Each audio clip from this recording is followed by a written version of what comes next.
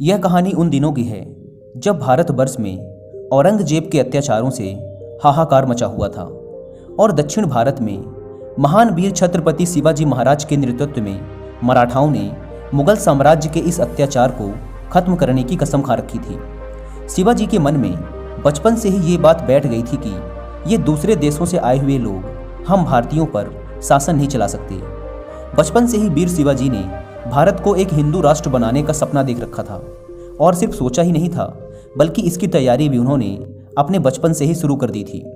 अपनी बाल अवस्था में ही उन्होंने अपनी उम्र के मराठा बच्चों में देश के लिए मर मिटने और देश प्रेम की भावना जगानी शुरू कर दी थी, क्योंकि वो इस बात को समझते थे कि मुगल साम्राज्य जैसे बड़े और शक्तिशाली राज्य को जड़ से उखाड़ने के लिए मराठाओं में समर्पण भावना का होना जरूरी है।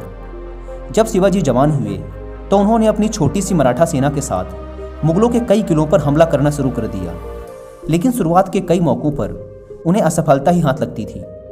ऐसे ही एक बार उन्होंने आदिल शाह के एक किले पर हमला बोला, लेकिन छोटी सी सेना होने के कारण वे ज़्यादा देर तक टिक न सके और उन्हें पीछे हटना पड़ा। पीछे हटने के दौरान उनकी सेना तितर बितर हो गई और शिवाजी भी अपनी सेना से बिछुड़कर एक ऐसे सुनसान स्थान पर पहुंच चुके थे जहां उन्हें दूर दूर तक ना तो कोई बस्ती दिखाई दे रही थी और ना ही कोई घर। शाम का समय था, कुछ ही देर में अंधेरा होने वाला था। अंधेरे में कुछ देर तक चलने के बाद उन्हें कुछ दूरी पर एक दीपक जलता हुआ दिखाई दिया। उन्होंने उस दीपक की रोशनी की तरफ बढ़ना शुरू कर दिया। थोड़ी देर बाद वे उस दीपक वाले घर के सामने जाकर खड़े हो गए। दरवाजे को खटखटाने के कुछ देर बाद अंदर से एक बूढ़ी औरत बाहर आई। शिवाजी ने उन्हें प्रणाम किया और पानी पीने के लिए मांगा। बूढ़ी औरत ने कुछ देर तक तो सोचा, लेकिन फिर शिवाजी को घर के अंदर बुला लिया। उन्हें हाथ मुंह धोने के लिए गर्म पानी दिया और बैठने के लिए चटाई बिछा दी। शिवाजी गर्म पानी से हाथ मुंह धोकर चटाई पर आराम से बैठ गए। बूढ़ी औरत ने पीने के लिए शीतल जल दिया और साथ ही उस बूढ़ी औरत ने यह भी भांप लिया कि यह इंसान बहुत थका हुआ है और बहुत भूखा भी है। उन्होंने शिवाजी को कुछ देर और बैठने के लिए कहा। थोड़ी देर बाद वह बूढ़ी औरत एक थाली पर खीर परोस कर लाई। बूढ़ी औरत के थाली नीचे रखते ही भूख के मारे शिवाजी ने सीधे थाली के बीच में से खीर उठाई और अपने मुंह में डाल लिया। खीर मुंह में डालते ही उन्होंने अरे माँ कहकर खीर मुंह से नीचे उगल दी और अपनी उंगली चिटकने लगे। खीर बहुत गर्म थी, जिसके कारण उनकी जीभ और उंगली थोड़े से जल गए थे। यह सब देखकर वह बूढ़ी औरत हंसी और फिर बोली, तू भी शिवा जैसे स्वभाव का मालूम पड़ता है, उसके जैसे ही हरकतें कर रहा है। यह सुन शिवाजी चौंक गए। फिर उन्होंने उस बूढ़ी औरत से पूछा, माँ आपने शिवा से मेरी तुलना किस आधार पर की? शिवा की ऐसी कौन सी हरकतें हैं?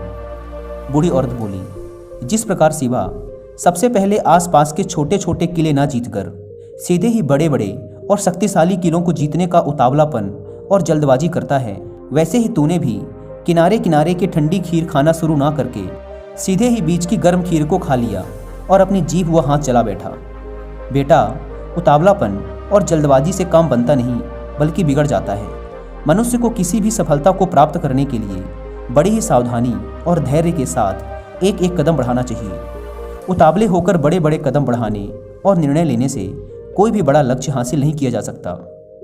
शिवाजी ने पूछा, माँ तो फिर शिवा को क्या करना चाहिए? उस बूढ़ी औरत ने कहा, जिस दिन शिवा छोटे छोटे किलों से अपना विजय अभियान आरंभ करेगा, उस दिन से उसे पीछे हटने की जरूरत नहीं पड़ेगी और फिर एक दिन ऐसा आएगा कि जब वह अपने स्वराज्य के लक्ष्य को अवश्य पूरा कर लेगा।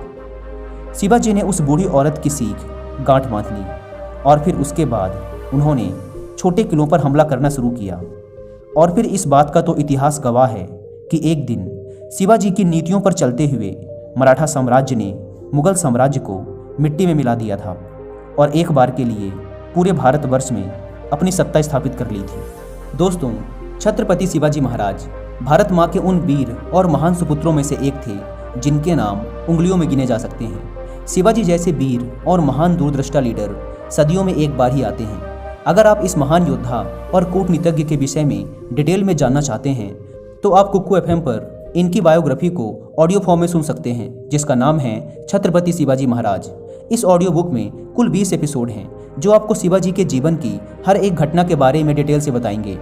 दोस्तों कुकू एफएम की बात करें तो यह इंडिया का लीडिंग ऑडियो बुक प्लेटफॉर्म है, जहां पर आप अपने डेली के कामों को करते हुए अलग अलग फील्ड के हजारों बुक्स की ऑडियो बुक सुन सकते हैं, वो भी इंडिया की किसी भी लैंग्वेज में और बहुत ही अच्छी क्वालिटी में। दोस्तों आमतौर पर आपको कुकू एफएम के पूरे 1 साल का सब्सक्रिप्शन 399 रुपीज़ में पड़ता है, लेकिन यदि आप डिस्क्रिप्शन एंड पिन्ड कमेंट पर दिए गए लिंक से कुकू एफएम ऐप को डाउनलोड करके उसमें हमारा कूपन कोड FAB50 यूज़ करते हैं तो आपको मिलेगा सीधे 50% का डिस्काउंट, यानी कि पूरे 1 साल का सब्सक्रिप्शन सिर्फ 199 रुपीज़ में। फिर आप पूरे 1 साल तक अपनी मनपसंद बुक्स की ऑडियो बुक को सुन पाएंगे। लेकिन ये 50% डिस्काउंट वाला ऑफर सिर्फ 28 फरवरी तक ही वैलिड है, इसलिए देर ना करें।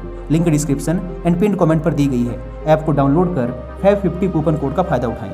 दोस्तों इस कहानी से हमें यह सीख मिलती है कि जो धैर्यवान व्यक्ति सोच समझकर और दृढ़तापूर्वक धीरे धीरे अपने लक्ष्य की तरफ बढ़ता है वो अपने लक्ष्य को अवश्य प्राप्त करता है। इसके विपरीत जो व्यक्ति छलांग मारकर जल्द ही अपने लक्ष्य तक पहुंचने का उतावलापन दिखाते हैं वो लक्ष्य तो पाते नहीं पर समाज में हंसी का पात्र जरूर बन जाते हैं।